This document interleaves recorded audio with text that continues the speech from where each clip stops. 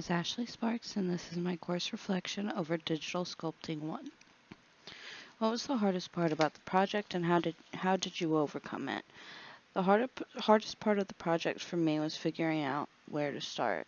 I started with the ball, and I just had no idea where to go from there. Eventually, I got brave, and I decided to just dive right in, head first. And I continued to remind myself of what Mr. Hall said, and that was that your project doesn't look good until it does, and man, was he right. What was your favorite sculpt to work on and why? Personally, my favorite sculpt was my dragon sculpt. I did not use a reference for it because I'm crazy and I apparently wanted to do a lot of work. But for being my first sculpt, I'm not sad by it. It looks not as great now that I know what I'm doing, but for being my first time and not using a reference, it turned out pretty great. It was really fun to work on, and I enjoyed doing all the little detail, and before I knew it, I was out of time. This one was so bad that just like moving it, you can see the clay breaking. Alright, and my last question was how can you use your new skill set in the classes that follow? And I won't lie, I don't know what classes lie ahead, but I do know now that I can turn a 2D piece of art into a 3D sculpture.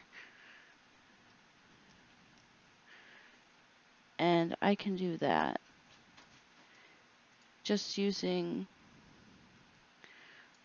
a single program. I could create 2D anatomically correct or anatomically incorrect pieces of artwork and then use those to capture art from different angles and have turnarounds for those different art projects. Overall, I really enjoyed this class. It was really fun. I enjoyed listening in on the class projects. Also, that leaf right there, that leaf was extremely difficult. I kept breaking it. I broke it so many times before I got it the way I actually wanted it. But as you can see, this was my very first week.